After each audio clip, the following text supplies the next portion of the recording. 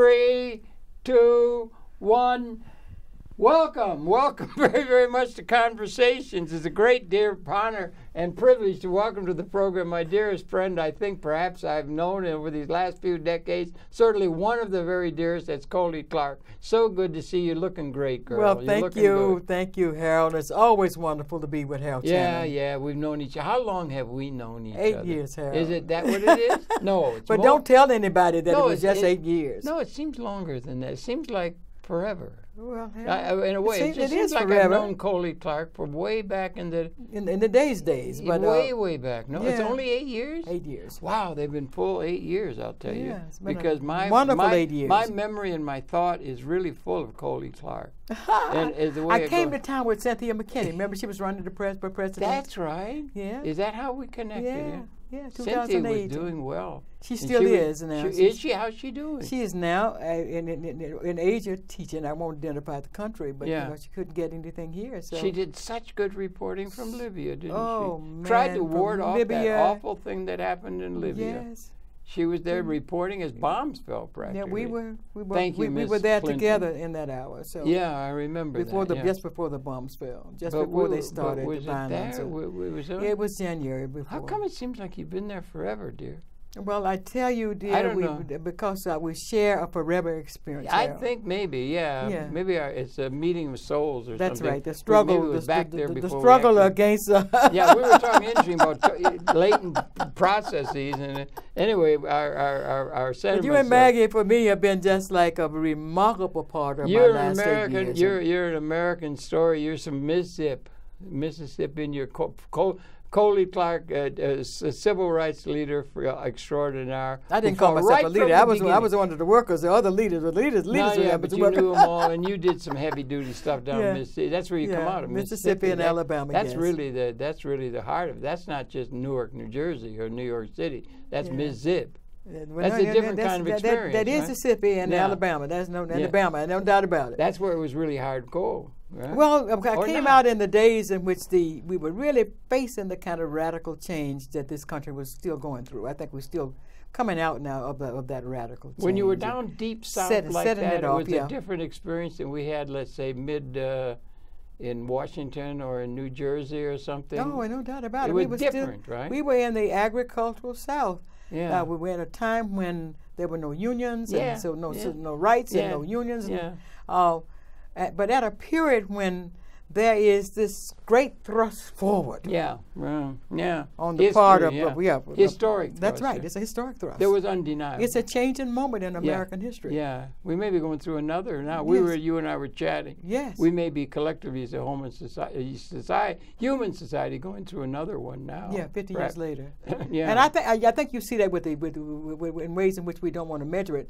As we talk. But if you look at Occupy Wall Street, kicking up, boom, these young people step on the stage, and there's this radicalism. It takes the whole country, and then you get Black Lives Matter. Yeah, a couple of years later, that is still alive. They're both still alive. They are both still alive. You think Occupy is still alive? The Occupy has been very closely aligned with Black Lives Matter, so that we don't often see them as one, but they are one. You do, yeah. And they struggle together, these young people, along with the eco-socialist horizon movements, and they've all become one. Wait a minute, you're branching out now. Do all these things maybe connect as one? They connect as a one. lot of these kind of things, and it's called justice. That's right. Or elemental justice. If you look at qualitative transformation, if you look at Sanders' liberation, if you look at Sanders' too campaign, strong. Liberation is not too strong. You don't. If you look at the Sanders campaign, you can see all of these young people coming together as one. Oh, I think Sanders is absolutely on target. Yeah.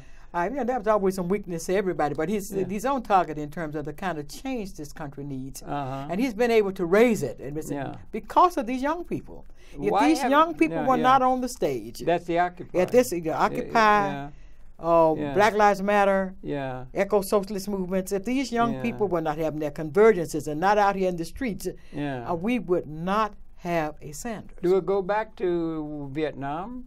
I don't think we can go all the way back to Vietnam. Remember we were all there. Remember when I was running Poor Women Against the Vietnam War? We were doing. Yes, I remember those times. I remember that. It was a horror, Vietnam. Oh, God. It was a horror that was being done in our name. That's right. And there was a repulsion. And at the expense, as far as we were concerned, 50% of the dead and 2% of the bread. I remember the whole hour of history. That's how we went against the Vietnam War. Yeah. Because blacks were in such large numbers, and yet we were not at all included in the economic system of the economics political system of this country. I think economics probably underwrote everything. They always are. Economics but in Vietnam, we had there was United States boys over there killing people.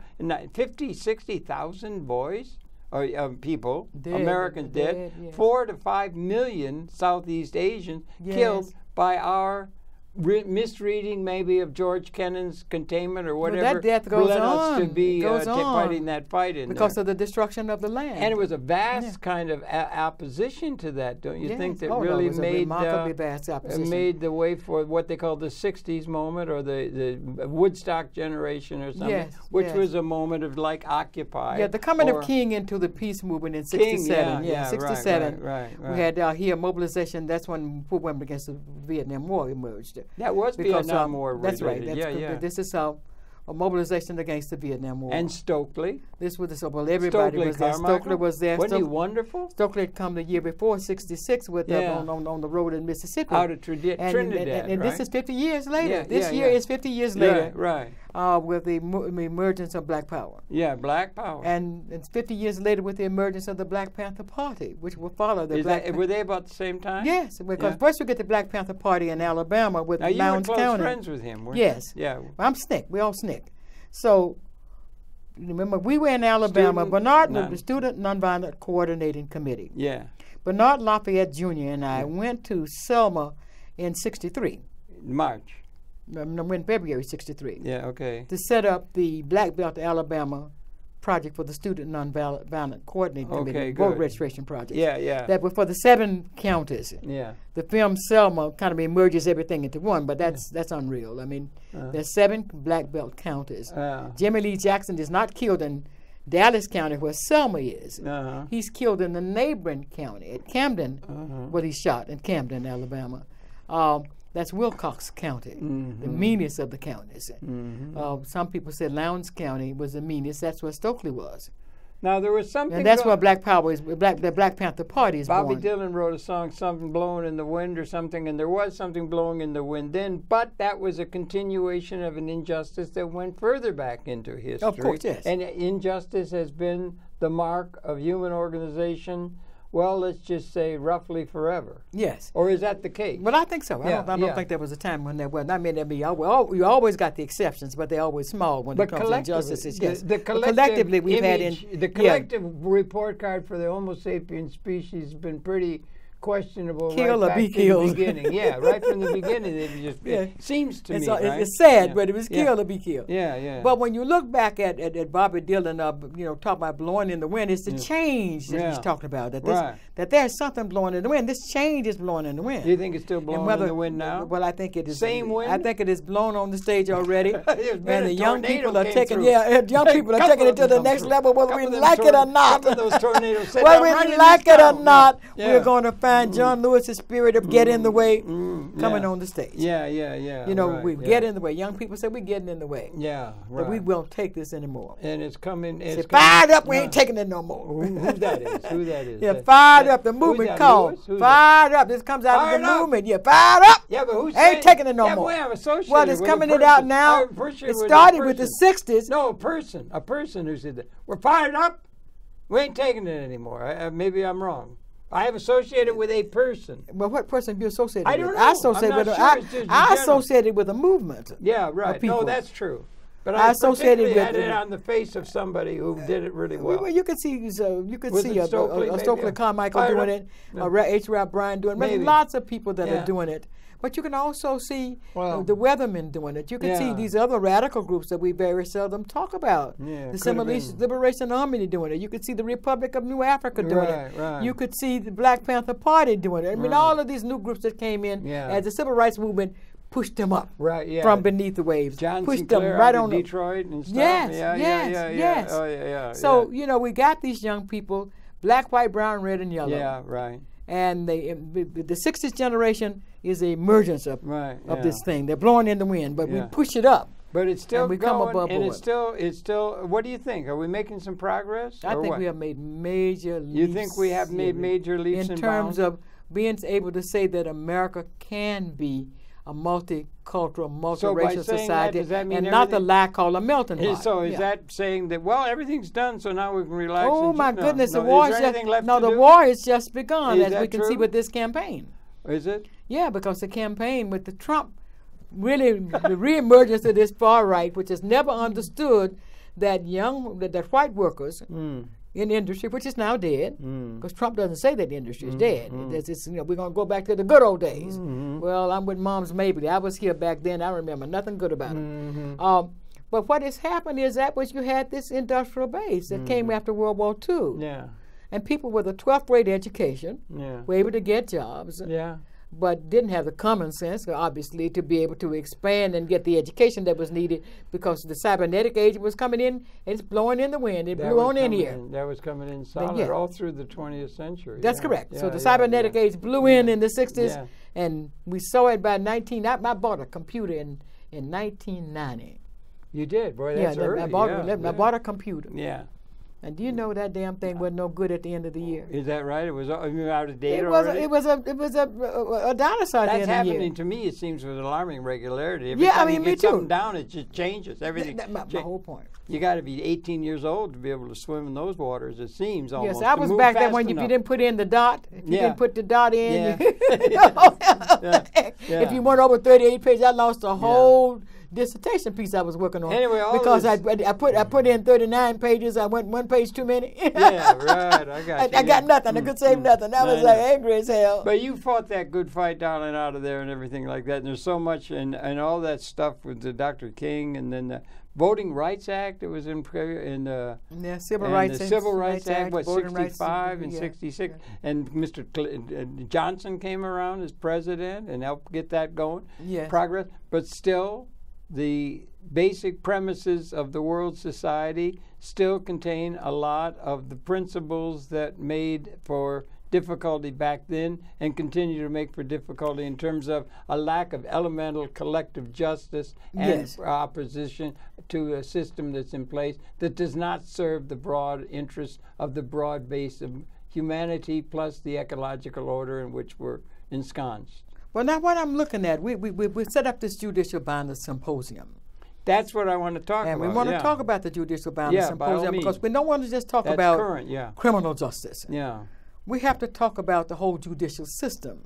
Okay. Which is really aligned against people of color. I don't care whether you're black, brown, red, or yellow, it's aligned against you.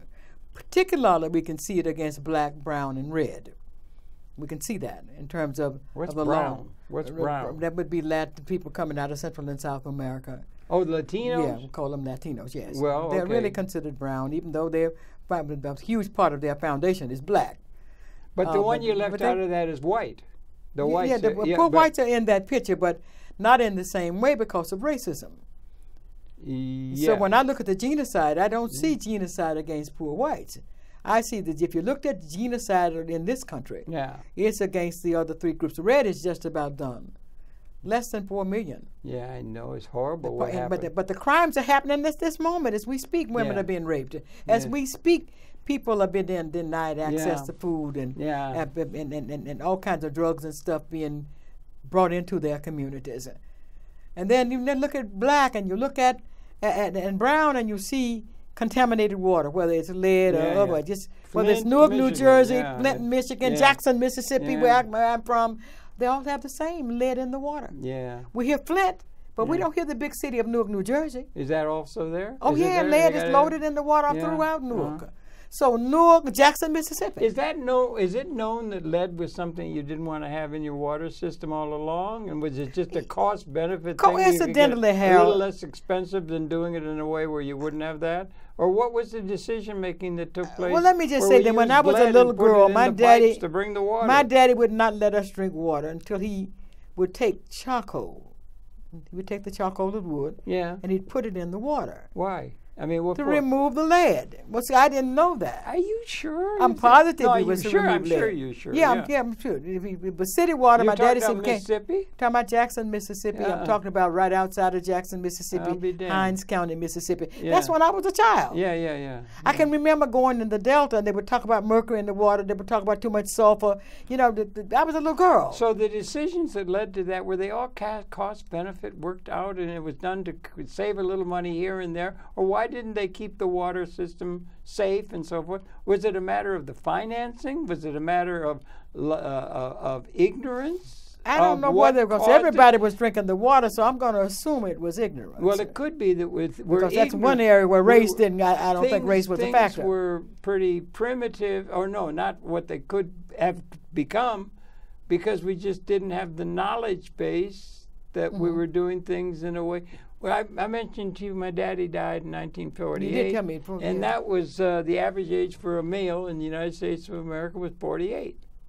Now it's hard 78. To believe. Yeah, it's 78. We've gone up, right? We didn't have any streptokinase. We didn't have penicillin. We didn't have penicillin. We didn't have any of these things. So some of the mistakes that we've made throughout history have been just things where we just didn't know any better. Other things were done consciously. Yes. That's my point. Those conscious things that are done, knowing it's not beneficial, that is detrimental, and still go ahead with it. Those kind of things really have to be put under a great big umbrella. But look at the collusion between church and state, but particularly at judicial violence.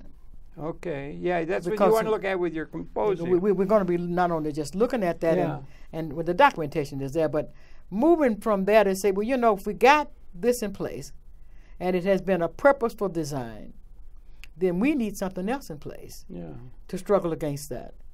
So we will be talking about coming away from this planning session, which will be here in New York City. Yeah, it's going to be in July, right? July the 31st to July August 31st to August the 2nd.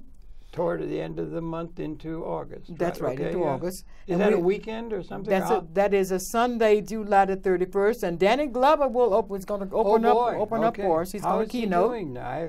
I understand he's doing quite well. Good. I'm glad to hear your good voice. Yeah. So he's going to keynote. I saw him on the side. Where? He was in California. Yeah. Doing for the election for that number for the election out there. You're out there making trouble again, right? And there he was at a Sanders. He was at a Sanders event, and you could see him strutting. He was strutting trouble. I mean, he strutted big time trouble. So Danny Glover will be here. We want everybody to come out. We're going to be at Mount Morris Church of the Ascension. Where is that now? And that is at 114th. 114 and Malcolm X. And Malcolm X. Okay, right. Yes. Okay. No, I got it right. The 114th, no, it's one beyond Malcolm X. So that would be really, I guess, technically Fifth Avenue. Marcus Garvey. Marcus Garvey Park. Yeah. 114th. Mount Morris Center there. Marcus Garvey Park. Okay, right. Marcus Garvey Park, 114th. And it's a church. The church is called, and you can't miss it, Mount Morris Church of the Ascension. It has a powerful history of its own. Oh, really? In terms of the black experience in Harlem. And how long is that going to go? I mean, we're going to just go to 2.5 days. 2.5. It's planning session. That's a lot of time. And we're bringing in people from, Grambling. I was on the phone. Grambling University sending in their criminal justice department. And you're going to be, go ahead. And we're going to people coming from California, from dialysis units, looking at genocide in all of these areas that we don't want to talk about. So you're trying to get at a pattern rather than just a particular aspect. That's right. We want an overall pattern of injustice. That's correct. To be we want to see that it's in every area, whether it's land that we have been denied access to, whether we were the indigenous people who run from the land, or the African people who were told we were free but had no land. We want to look at all, because land is, it's a necessity for living. It's a requirement. Particularly out of the past. That's right, for building yourself up as a nation, as a people. And then we're going to be looking at not just health, we're going to look at the whole economic system. We want to look at that. Okay. People hear, well, I don't have a job. Well, neither can you get a loan, neither can you get the capital required to develop businesses. You can't get insurance, the three things that are required. You need the capital, you need access to that. Yeah. Access to the loan, of whatever capital you can in order to set up business. You can't get it, and then you redline so you can't get the insurance. Yeah. Well, and by redline, I mean that communities where you just say we don't insure in this community. So what do you need to get access to credit to get the stuff? What do you need? We will have to change a good business plan. They tell you a good business plan, but that doesn't work for black folk. Why? Well, because we are black and because we are targeted. Our communities are targeted. Even more than Latin communities, our community have historically been targeted. Is that because all the opportunities to make an investment, something that's going to pay for itself out of its future earnings and throw off profit, is going to be taken up by the white folk? Well, that's the possibilities for being involved. And then let's be careful about which white folk, because that does not include the impoverished group of white folk, and that's an increasing number as people tumble from the middle class downward, and that's a part of the anger that Trump is playing. So on. then even some of the white folk aren't included in what's supposed to be benefiting a good portion of the white folk. Appalachian would say that's all of us. Poor whites in Mississippi and Alabama would say that's all of us. So what you're getting down to is the system's inadequacy the systems in terms have always of the mass been. Of the people. Actually, right. If you're that's dealing right. with, all the minorities. We looked at the systems plus carefully. A good deal of the white. Most of the poor in the country were white up until after the 60s. If Mr. Bernie's to be believed, it's all going to about 1/10 of 1% of all the profit. He's absolutely right. And has it always been like that, honey? When you I look think back, it's always been. No, think like in Rome or something. You had or kings. I think it was a lot. I think it was lot less than 1%. They used to have kings. The kings would be up on a hill in a castle with all kinds of guards, eating off gold plates. Say, wait a minute, followed by tears of other people. You can call them the barons or whatever else coming down the hill. Yeah, well, that was all part of the system. We now call them bankers, and we now call them, there's this echelons of power and control and everything in the society. And you've got lawyers to back it up, and you got soldiers to back that up, and you got creation stories about your system, and then you get military power and police power in order to back up. But more than that, you have the design that is the creation of the American Republic. One of the things that was really very clear is that you needed to look at literature. So you told the stories. You got to have a story. And so the common man gets the story. Whether it's the fairy tale, whether it's the lie that George Washington cut down a cherry tree, you're developing what? The myth. The mythological realities for a new society. Yeah, right. So you create that, and so people begin to believe the myth. Georgia was wonderful. He cut down the cherry tree. He didn't get his ass whipped. So please, he did not cut down the cherry tree. No. But the truth is something different. Because who is that designed for? That wasn't designed for the slaves. That wasn't designed for the red people. No. People that you colored red. No. Who is it designed for? So when we begin to look at we can look at America and see the evolution. Designed to gin up the soldiers who are going to go in and beat the bejesus out of the people who had been holding for the mass white base. And they would be declaring that they're doing it in the name of justice. That's right. So it's really absurd. It is absurd. It's the truth. It's all just power politics. So it's the Irish, the Scots, the Welsh, and all of these slaves that were slaves called indentured servants of the society. I'm very worried about that because, like, for instance, me, I'm really in trouble. I got no chance. I have no chance at all giving the way I think and everything. Yeah. Because I hate to say it, but I'm a white, Anglo-Saxon, Protestant, heterosexual, and worse than that, my name is Harold. And Harold was the king of the Anglo-Saxons. So I got nobody to complain to, because it was supposedly my people what set up the thing for 2,000 years, so I can't complain, right? I got to have a revolt from inside. Yeah, you need to revolt from the inside, so you got to say to that cat at the top at the inside. How do you get to revolt from the inside? Is that something to be said for that? No. How do you get the people in the inside to revolt against the terms of the inside? Well, that's what Sanders has begun to do. You think so? Yes, I think that's the revolt that we're beginning to see. Yeah, you do? Because I think whites are beginning to discover at last. I'm not just tumbling. That's right, he's a white, I'm not, very white. He's not a wasp. And it's you. Yeah. Tumbling from the very top downward. Right. So but the wasps of the world. So wait a minute, when whites go to listen to a Jew, you know that things are changing. Well, maybe, yeah. But just try to be a white Anglo-Saxon Protestant male. It's tough, I tell you. Oh, no, well. I'm making a joke. I know, I understand the joke. Yeah, right. But the society is looking at you. The joke might not be so much of a joke because in in order to create white supremacy, you created this myth. They were the first to build a whole worldwide empire. Yes, Rome didn't even do that. Yes. It was the English. Yes. The English, and now they've just gotten out of Europe. That's wait a minute. And now they're saying we're going to get out of Europe, reinstate our empire. Yeah, right. They ain't getting out of Europe. Yeah. They're getting ready to take over Europe. Whatever it is, I don't think they are. They're retaking Europe. They're not but a shadow of what they was in the day of colonialism. Those British are not doing what they're doing just for nothing because they have this myth about I just made it, where they are today, but obviously they're not there today. Yeah, right. No. So you pull out, we won't take our country back. What the hell you mean take your country back? I'm going to go over there and take it back from everybody. How about the Iroquois? Wait a minute. No, tell them Europa's children are on their way in. Yeah. Right. And Europa's children look like me. Yeah, so I don't want to hear nothing from you. Right. I tell them the Scottish children are on their way in. All right. The Scottish, they look like me. Go tell them, girl. Go tell them that. Yeah, that's right. So this time we're going to take our land back. Anyway, we need some change in this world. This is our world. This is our world. This world belongs to people. It ought to be at all levels, including the WASP. Well, the Judicial Balance Symposium, we're going to do that. We're going back to 1905 when blacks... Is there room for a WASP at the conference? Of course. You know? I'm hoping that we'll get William Pepper in there. No tarred and feather if we come? Well, we won't let you. we won't let them tar and feather you, but I won't guarantee we're going to be in Marcus Garvey Park, and the whirlwind is spinning, baby. Garvey said he was returning in the whirlwind. The whirlwind is spinning. All right. So, but hopefully we get Dr. William Pepper there. Yeah, good. Yeah. Kevin Arnett is going to be there to represent the indigenous nation, and he's bringing with him that Katie, that beautiful gal he has from the Algonquin. I don't know that. He came here with a beautiful girl from the Algonquin. On his own level, or just he's getting ready to be his wife. Oh, wonderful. Okay, good. See, they may be married now. They've been traveling together. Yeah, good. She's from the Algonquin who gave us the Constitution, from whom we took the Constitution and the land. She's Algonquin. Was it the Iroquois?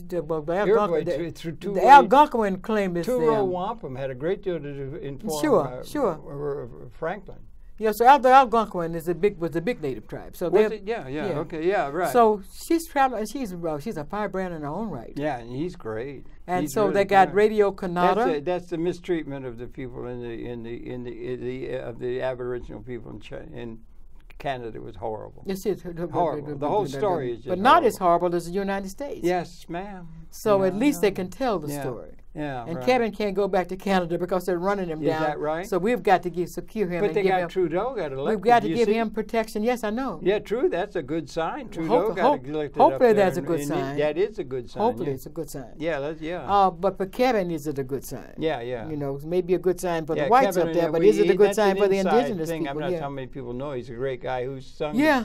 Who revealed the injustices delivered down on the Native American people in Canada. Right. At least Canada admitted to the injustices last year. Even within the Catholic Church. Well, there's some crimes of church and state, and the Anglican Church, and the Catholic Church, and the United Church of Christ. Because Kevin was with the United Church of Christ. That's right. That's true. Yeah. So we're looking at Kevin's ability to have raised these issues to the world. Anyway, well, he's got the conference. We all coming together, and we're saying, we can't come here limping. Yeah. We've got to bring together the indigenous and the Browns or the Latins. We've got to bring them together with the people of the Caribbean who are not don't consider themselves Latin if you're Asian. But they all got to come to the table. Yeah. Because this war in the Western world is a war on all of us. And come together toward some sort of We're moving back to 1905. The Africans came out in 1905, and I have to define this period to make it clear. 1895, we see Booker T. Washington saying, you know, we are separate as the fingers of the hand, but together in all things. Yeah. But blacks in that same hour were saying they didn't think that we would even make it into the 20th century because the genocide was so rapid and high. So by 1905, blacks are saying, let's get together. And the Du Bois, the young Du Bois at that time, were saying, you know, let's get together the most talented groups in the black community. Yeah. And we're going to Niagara Falls, Canada for this conference, but we're going to come away with a master plan. Yeah. So we're making the trail back, looking at every single point on the road in the legal system and at the major issues that we target. So we're looking from the Voting Rights Act, which is warred on, through the Civil Rights Act, where affirmative action died in 1990, just going down the trail. through Garvey, through Booker T's death in 1915. And he was at the 1905 conference in Niagara Falls, Canada. Is that right? Okay. And this time, though, we're going to do something different. 1905, we had totally been separated from the indigenous population. Though if you ask black folk, every other one would say he was indigenous too. So I'm part Indian. But we came to a conference minus that indigenous population, minus the Puerto Ricans and other Latins that had been coming in to the country, especially from Cuba and Puerto Rico. We came to that conference minus those people. Now they're coming in? No, we're bringing them in. We got to come in because we got to understand that at that time the Latino community. Yeah, we're bringing them in. Yeah. The Latin community was warred on in terms of their nation state, and most of them were fleeing in here because they were fleeing what? The massive violence that was created in the Puerto Ricos, the massive violence of the Bunker Hills, the massive violence that gets us Cuba, blowing up two America's Navy ships in order to invade Cuba. That was Teddy Roosevelt. Yeah, that's right.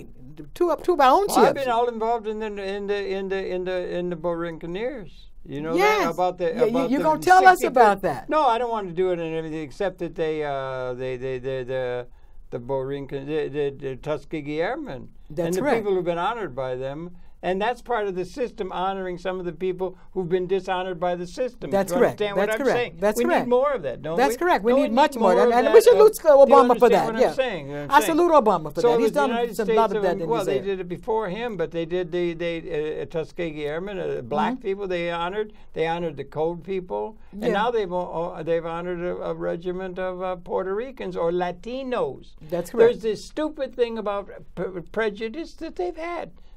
Everybody's prejudiced against other people and everything, and they've now given it to the 65th Regiment, which was a Puerto Rican unit, was formed after Teddy Roosevelt in Puerto Rico. They fought in Korea, and they got into a fight with some guy out of the Point who was off his nut, like Kane mutinied Humphrey Bogart with strawberries. Do you remember that movie?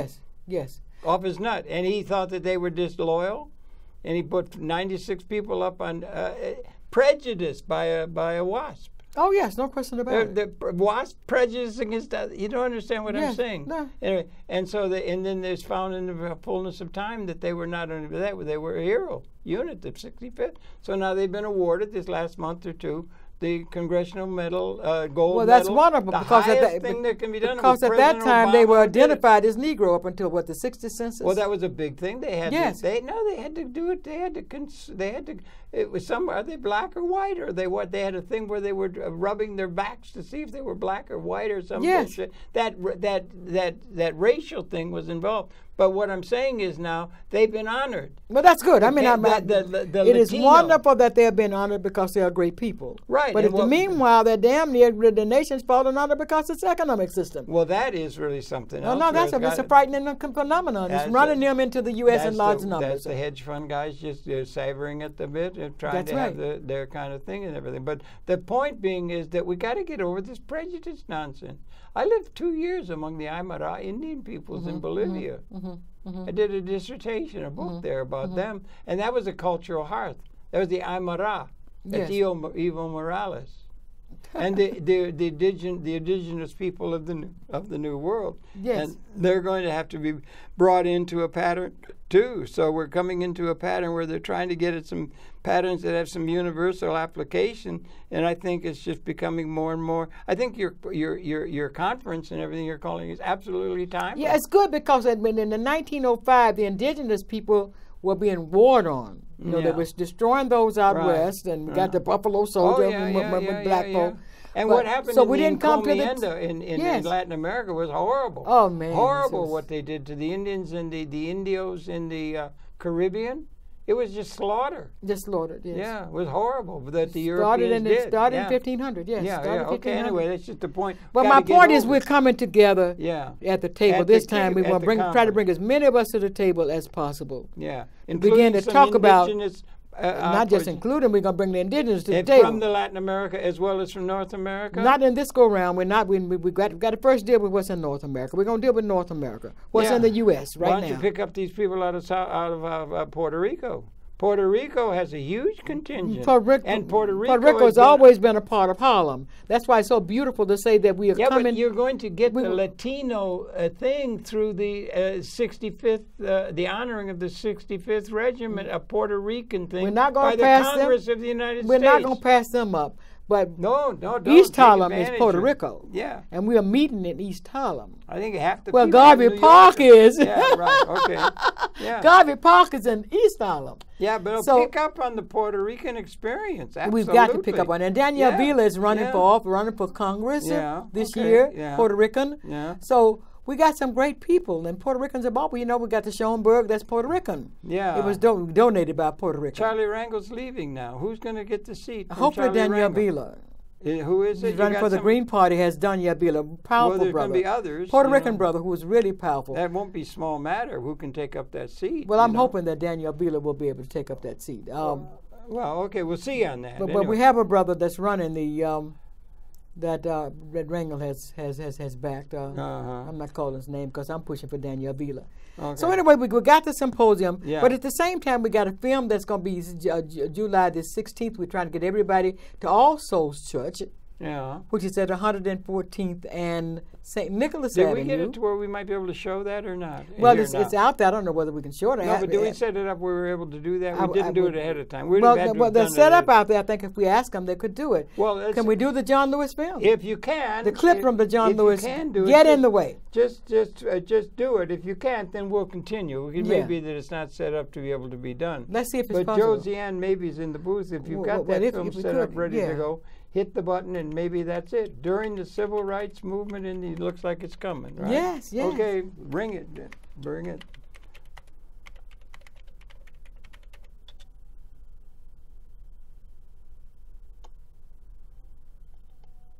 I can't hear.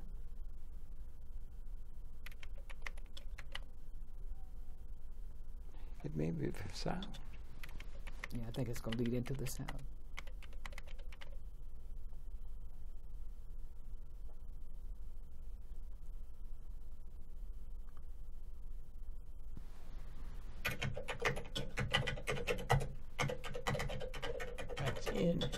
That's in 56, 20s ago.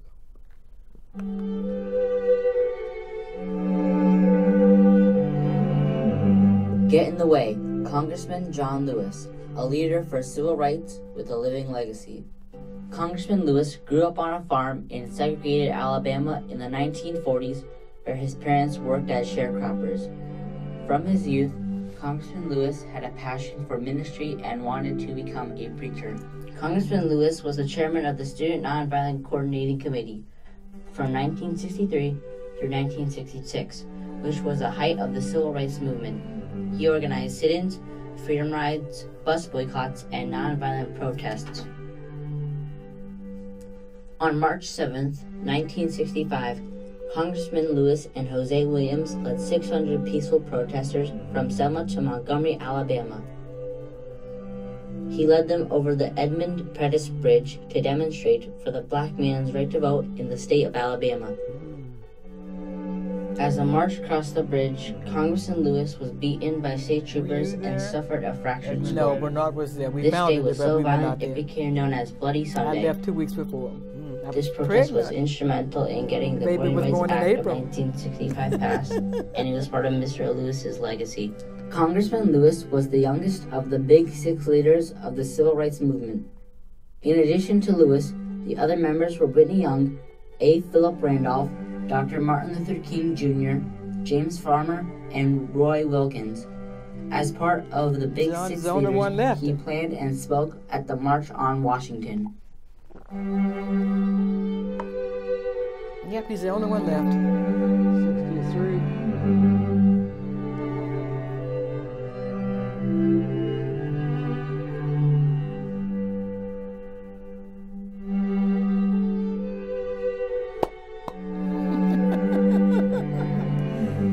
You've been down there. Congressman Lewis serves as the United States Congressman for the 5th District of Georgia. He is dedicated to the right to vote, nonviolence, and equality. I had the honor of meeting and speaking with Congressman Lewis and discussing his leadership and legacy. Did Did you go to a segregated school? Growing up, I attended a segregated school. It was overcrowded, poorly staffed. Elementary school was not that far from my home. I could walk to the elementary school. But when I went to middle school, we were bused, a little ragged, broken down bus, past the white school. And during my entire years in elementary, middle school, high school. Young white kid, that's just a kid. You don't know who? No, just a kid. What was the political climate like before you decided I'm to going to be take meeting with a group of they're Well, doing this all over the country. in the Meeting with a South. group of them here, July the 28th, I think. Out of the deep South, places like Alabama, in Georgia, in Mississippi, it was a climate of fear. People lived in fear. They were afraid. But Martin Luther King Jr. and others inspired people not to be afraid, to be hopeful and optimistic, and believe that they could bring about change. What was the one event that made you take action? But when I was growing up as a young child in rural Alabama, 50 miles from Montgomery, we would visit a little town called Troy. It was only 10 miles from my home. And I saw those signs that said white and color. I saw the water fountain. We couldn't go into a drugstore and go to the lunch counter and get a Coca-Cola, a milkshake. You go downtown to the theater. You had to go upstairs to the balcony, and all the little white children went downstairs. And I didn't like it. Yeah. And I would ask my mother, my father, my grandparents why. They would say, that's the way it is. Don't get in the way. Don't get in trouble.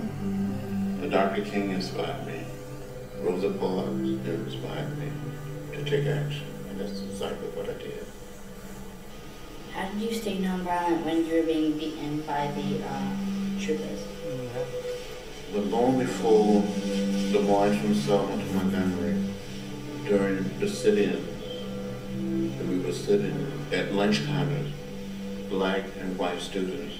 We studied the way of peace, the way of love, the way of nonviolence. We studied Gandhi. We studied what Martin Luther King Jr. was all about in Montgomery. And many of us grew to accept nonviolence as a way of life, as a way of living.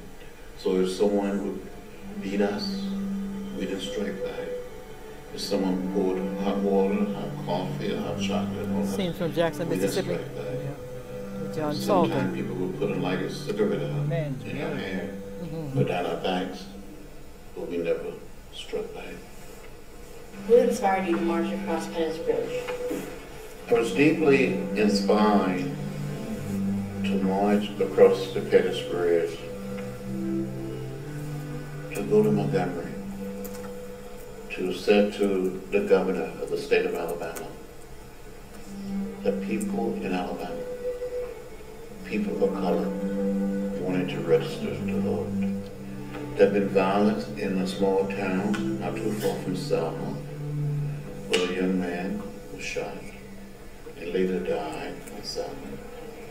And we felt that we had to go to Montgomery to dramatize to the state of Alabama and to the nation that people of color wanted to participate in the democratic process.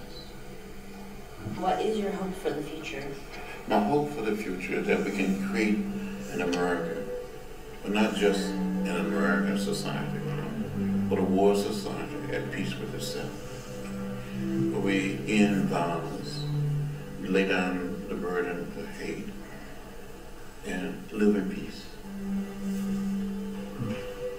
Through his leadership with the Student Nonviolent Coordinating Committee and as a civil rights leader, his legacy is desegregation, equality for people of color, the passage of the Civil Rights Act of 1964, the Voting Rights Act of 1965, and because of his outstanding leadership during the civil rights movement, he was awarded the Presidential Medal of Freedom by President Barack Obama in November 2010.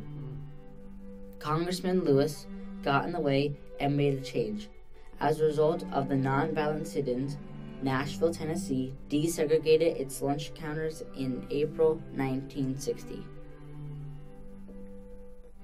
As a result of his participation in the Freedom Rides, the Interstate Commerce Commission issued regulations prohibiting segregation in interstate bus terminals in 1961.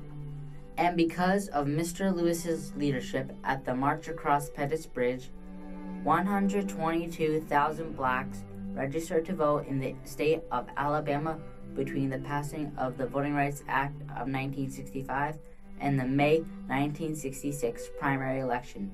This represented 25% of Alabama's voters.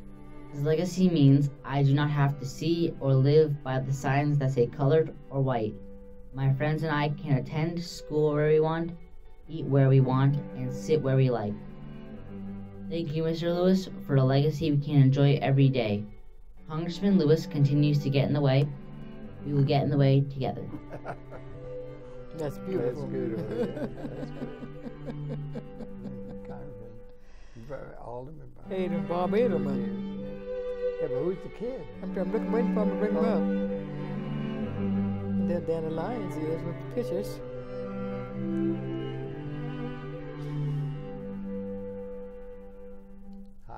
Well, they didn't identify the kid. They should have. They didn't identify the kid. No, they should have. The kid did a powerful job there. Wonderful job. Was good. So we can, hey, kid. He looked like 8 years older, a kid, but really good. Yeah, that was now, the really film fun. itself is much different than what we see here. Get in the Way is a film in its own right. Yeah. And it's done by Catherine Dowdy, Hollywood producer. Yeah. And she's an exceptional Hollywood producer. Yeah. So the film itself is July the 16th, and it's going to be at All Souls Church at 114th and St. Nicholas Avenue. This is separate from the symposium. And there, I think you may know Frank Morales. I know Frank. Well, Frank Morales' new church. Yes, it is. He's been there about 2 years. No, he was at the, what do you call it, St. Mark's. He was down to St. Mark's, yeah. It was really good stuff. Well, a lot of 9/11 truth and stuff. Well, we all coming together uptown, and we all coming together with Judicial Boundary Symposium. Yeah. We all coming together with the John Lewis film. Good. And Danny Glover. Frank Morales and hopefully William Pepper, who did the work on Dr. King, that exposed the assassination lies, all of those lies. And are you going to welcome people to come? And we're welcoming people to come. We are welcoming people to come for July the 16th. Also, church on at 114th and that's 114th and St. Nicholas Avenue, and we're welcoming people to Marcus Garvey Park to come and get in the whirlwind. Symposium. That's right. That's a symposium. Now, that's going to be now, 2 symposium, days. The symposium is 2.5 days. Yeah. It's going to be July the 31st through August the 2nd. It's opening by Danny Glover. It's opening us on July the 31st, and that's going to be at Mount Morris Church of the Ascension. Now you got the address, right? Yes, that's 114th and Marcus Garvey Park. So come to 114th and Marcus Garvey Park to the Church of the Ascension. You can't miss it because it's right in the park itself. But the first one, July the 16th, is going to be at All Souls, which is both on 114th, what I find very interesting, at 114th and St. Nicholas Avenue. What is it you found interesting? That both churches are 114th. 114th, yeah. That's a sign. That's a sign. It's a sign. Hopefully, it's a sign. We're coming in, buddy. The whirlwind is moving, and we're not going to stop until we get Dr. King's dream of unionizing communities in this country, whether they be communities with just one group in it or many, into a solid union, so that they can begin to defend for themselves, demand for themselves. Whether it be housing, whether it be education, whether it be jobs, whether it be issues with the judicial system. Yeah. But you're an organized body, a You're going solid to get some body. Black Lives Matter people there? Black Lives Matter. We had the wonderful people? we had Ahmad Green from Black Lives Matter, Northeast Regional Chair. You got to take sits that on our seriously. picture. sits on our committee, and we're going to be bringing. You think there's any chance of that? And Occupy Wall Street, and we're going to bring the eco-socialists and Percy Saul and the eco-socialists around. Do you think there's ever going to be anybody from the established police systems across the country? We got 2 men ever going to be called to account for? I don't know whether they're going to be called to account now, but we've got 2 men who are coming to join us, who are with police unions, who are out of police unions, who are coming to talk about judicial violence and police violence. These are police officers. Well, I was just asking, you think there's any chance there will be a police officer ever done anything but let go for what they do very rarely, in the name very, of very rarely power? with the present judicial system. No. When we go talk about criminal justice, What's happening? I'm scared to even talk about criminal justice. It's so rampant and so violent. But we got to de-gun the police. Well, what about that? What's going on within the police systems across the country and everything? Is there any movement there at all? That's what I'm saying. We're bringing 2 policemen in who are coming. They are policemen who are talking about radicalizing and changing the police.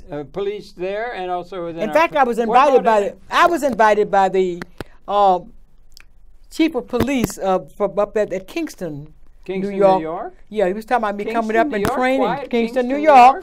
Was talking about training their police and nonviolence, and of course that meant that. Kingston's a little town upstate. Yeah, but I was chosen last year of Colia Clark Day at Kingston. No fooling. Yeah. They're finally getting it together. And so after then, they're getting together. Yeah, right. They're getting it together in Woodstock. They're getting it together in Poughkeepsie. They're getting some heavy duty. They're drawing heavy talent. They had the Colia Clark. I was there. My God, they're really putting it together on that speakers bureau. Colia Clark Day. Who's heading up that speakers bureau? You're finally getting somebody with some sense up there. You know? I don't know, but I love the chief of police, a very beautiful Italian name. Yeah. But I'm telling you, we're seeing what the Trump forces are doing, and really the Clinton forces too, is they're struggling against this rise on the left, basically, that brought on by youth and others, that say, let us look at America. Let us take a look at what we call democracy.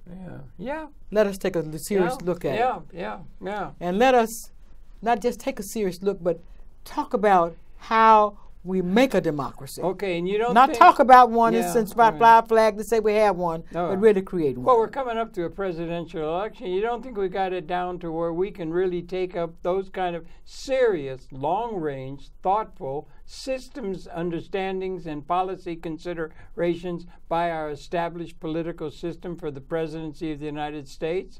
We're not able to take up these issues at that level, and we have to have these other these groups that are going to bring that up to inform that process. Do you think there's any hope for there to be an awakening? I think there's hope. I think Sanders says that there is a hope. But now, can we push forward and force the Democratic Party to honor Sanders? Is another question. Has to be, what about the? But I guess what I'm asking is, do you think there's any point? It's just the established powers seem to be so ensconced in everything. It's being shaken up. The British leaving power concedes nothing without a struggle. Yeah, but that's a saying out of history. That's right. It never has and it never will. Well, however, but that power works both ways. The people are power. Yeah, but that thing about never will. I mean, maybe it is. Do you think it ever would be that there could be a wake-up moment, a jump-and-leave moment? We're in a wake-up moment, a jump-up moment where they can understand that we can do something now that we've never thought we were able to do. We're in a wake-up moment when the people are collectively saying it can be done, it will be done. We will not listen to a minority. Yeah, but is it the collective, the one that can include everybody, including the people responsible for the major institutions that we're revolting against?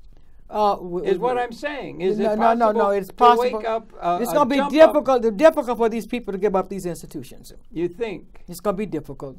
However, but we must insist that they do. Well, okay, but that's a bit of a lot of. Now that's the power of nonviolence. But on the other hand, that is the power of any group of people that decide we've had enough. And we've had enough. The world has had enough. The climate is being destroyed. We've had enough. Yeah.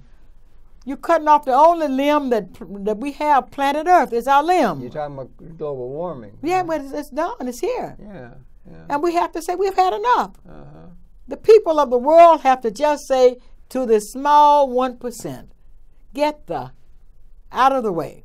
You either join us and become human, like the rest of us, and we figure out how we clean up the mess we've created of this planet, our home, or move on. And what the reality are, why are we able to do that when we haven't been able to do it? Let's see, it's 200,000 years of our existence on this planet. We haven't been able to do something. It's always been power But for the first time, we have an international communication system where we can talk to each other. Yeah. For the first time in history. And what about this problem? I tried to bring it up. And if the kids can do it with music, Harold, yeah, we can do it, use that music or use whatever we have to use to bring us together as human beings. Because the kids, they're rapping all over the world.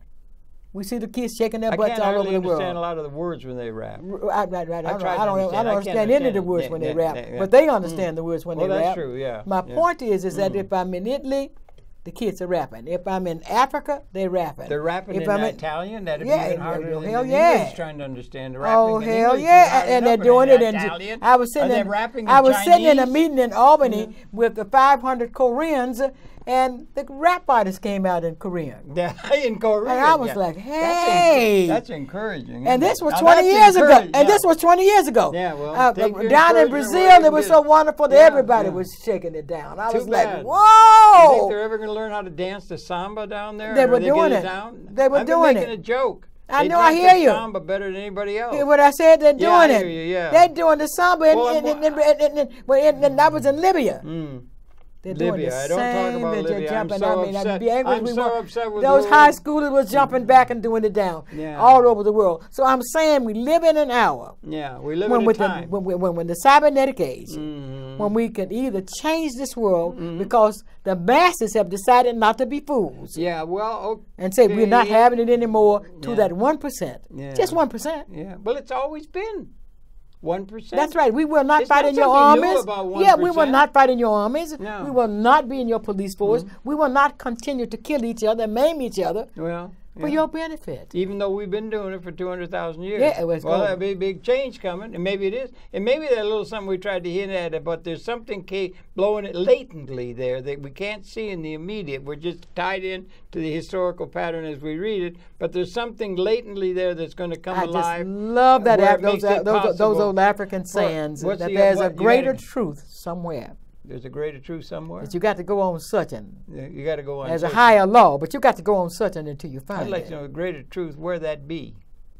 Where that be? We come upon that. We're at that point now where we don't accept things as they are. When people tell us something, we don't accept. Even little babies don't do it anymore. Little babies look at you like, what's your problem? We're privileged or cursed to be born into the moment of a qualitative thing. We created the moment. Justice will ring down on this planet for one and all, and the economy, when it never has, out of 200,000 years. We must struggle to do it because it's not just going to come, but we are the ones who are making that change. You and I, Harold. And that's why we seem like we know each other forever. Are the 60th generation. Yeah. We are the group that said to the world that there will be a new way of living.